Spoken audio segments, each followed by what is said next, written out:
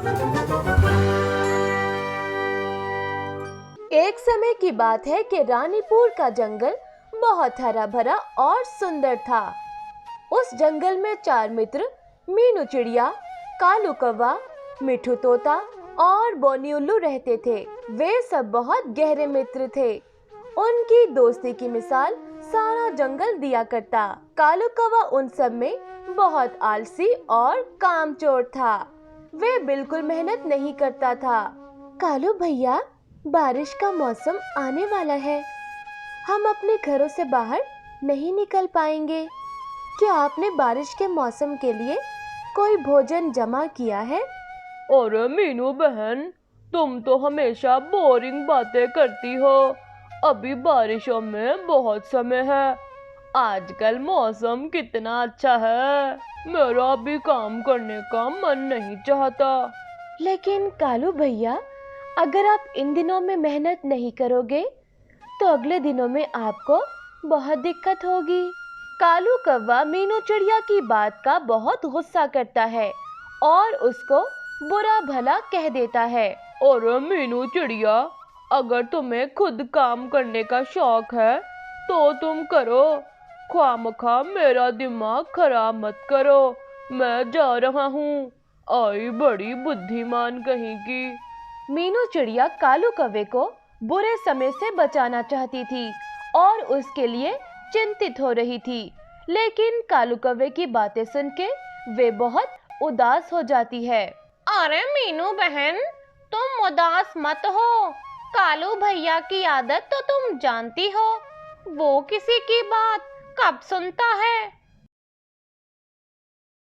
इसके बाद मीनू चिड़िया सोचती है, अगर हम सब मित्र मिलके भोजन इकट्ठा करने के साथ साथ एक फसल उगा लें तो बारिश से पहले वे पक जाएगी और हमारे पास बहुत सारा भोजन होगा। मैं आज ही अपने मित्रों से इस बारे में बात करूंगी। मीनू चिड़िया मिट्ठू तोते से फसल उगाने के बारे में बात करने जाती है। अरे आओ मीनू बहन, कैसे आना हुआ? सब ठीक तो है ना? अरे हाँ मिट्ठू भैया, सब ठीक है। मैं आपसे एक जरूरी बात करने आई हूँ।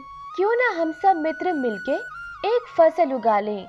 इससे हमें बारिशों के दिनों में भोजन का मसला बिल्कुल नहीं होगा और हम सब सुकून से अपने घरों में बैठ के बारिश का मजा ले सकेंगे। अरे हाँ मीनू बहन, ये तो बहुत अच्छा सुझाव है। बोनी उल्लू और कालू कौवे से इस बारे में बात करते हैं। बोनी उल्लू मीनू चिड़िया और मिट्ठू तोते के समझाने पे मान जाता है।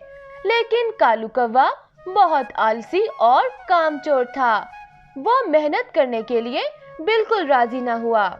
अरे कालू भैया, मीनू बहन की बात बिल्कुल ठीक है।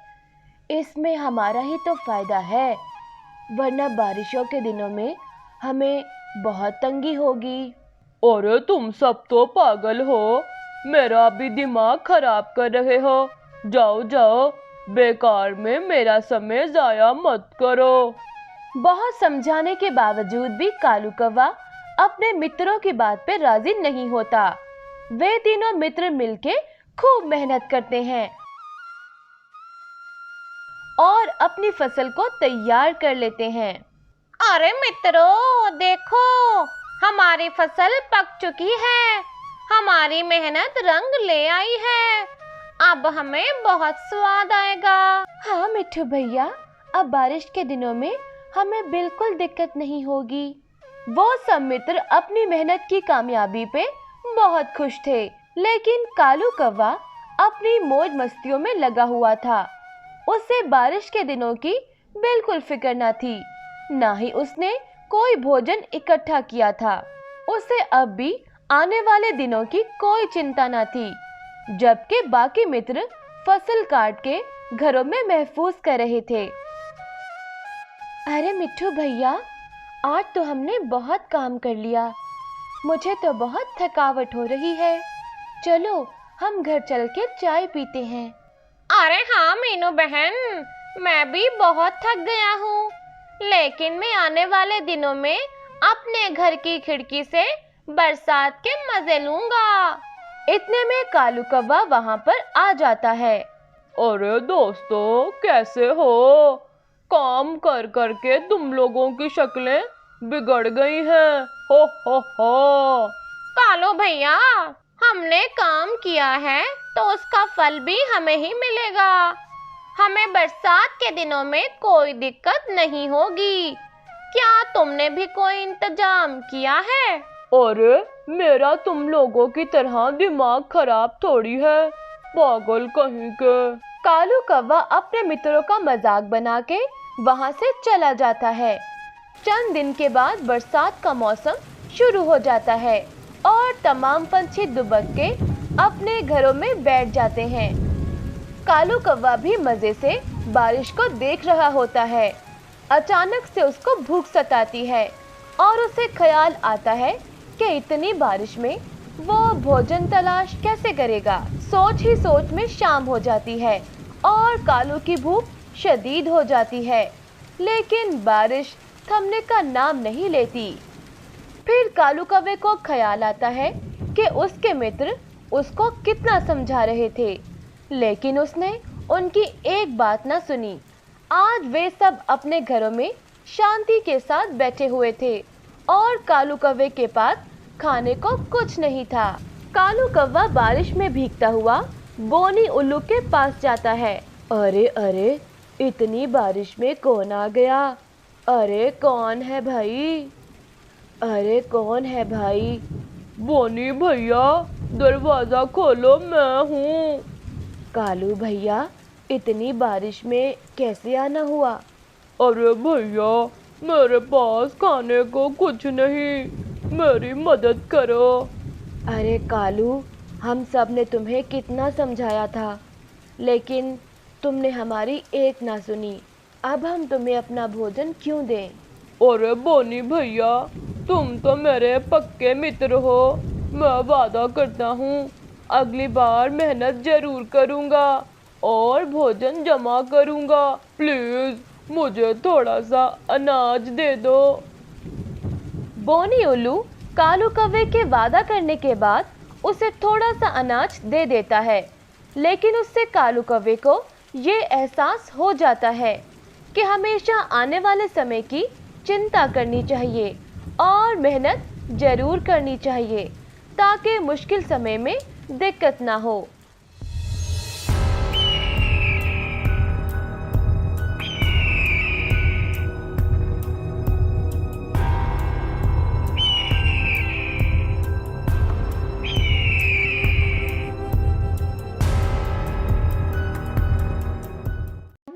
एक समय की बात है कि रानीपुर का जंगल बहुत सुंदर था। वहाँ 4 मित्र मीनू चिड़िया, कालू कौवा, मिठू तोता और बोनी उल्लू रहते थे। वे सब बहुत गहरे मित्र थे।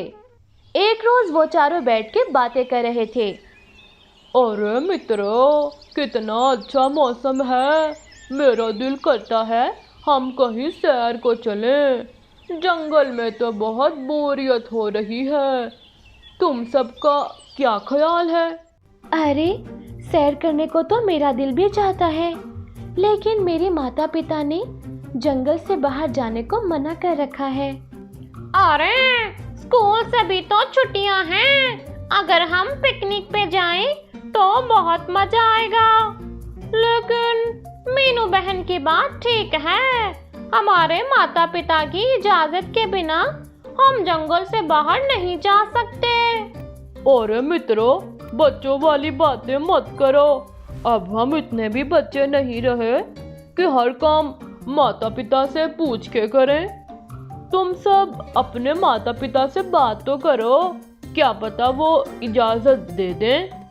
कालू भैया की बात ठीक है, हमें अपने माता पिता से बात तो करनी चाहिए। चलो मित्रों, आप सब अपने घरों में चलते हैं और कल मिलेंगे।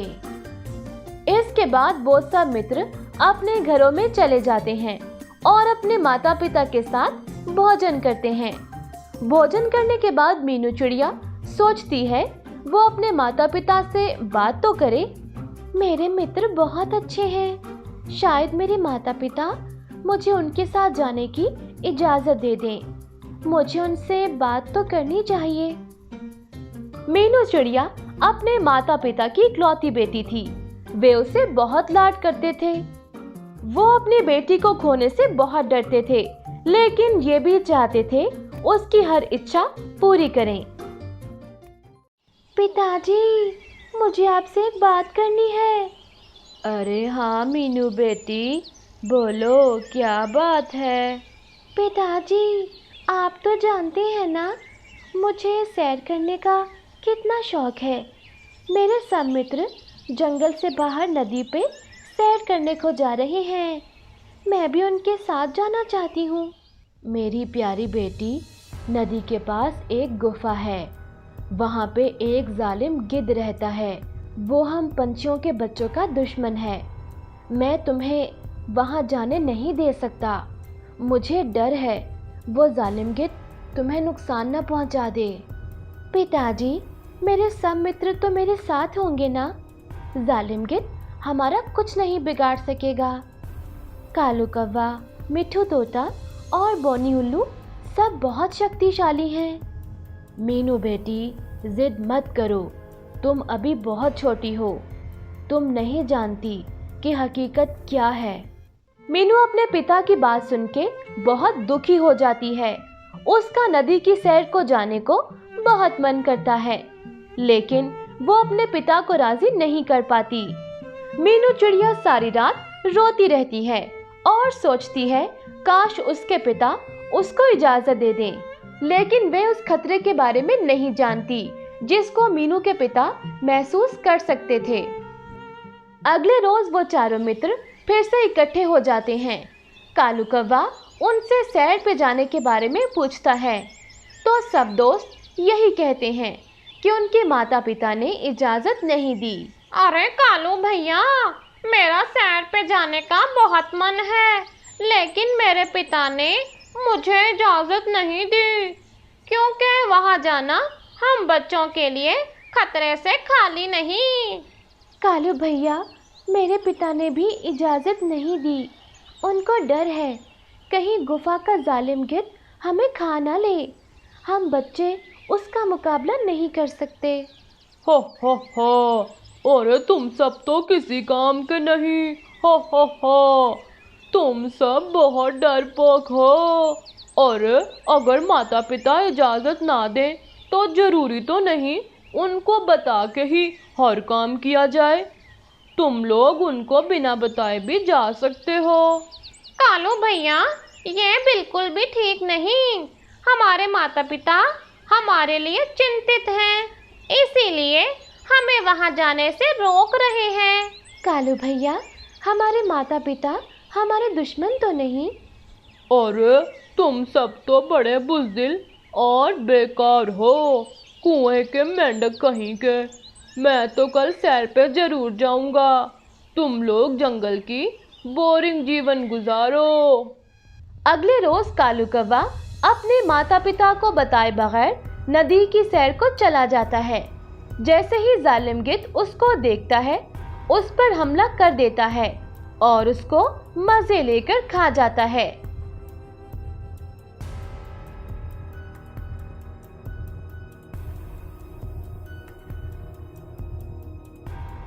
शाम तक सारे जंगल में कालू कौवे की मृत्यु की खबर आग की तरह फैल जाती है। कालू कौवे के मित्र ये खबर सुन के बहुत दुखी हो जाते हैं और वे सोचते हैं काश कालू कौवा सैर पर ना जाने की बात मान लेता तो आज उनके बीच मौजूद होता। मीनू चिड़िया सोचती है, अरे मेरे पिताजी ने मुझे सैर की इजाजत नहीं दी थी तो मैं कितना रोई थी। मुझे लगा था मेरे पिताजी को मेरी खुशी की परवाह नहीं, लेकिन हकीकत में वो मेरे लिए चिंतित थे।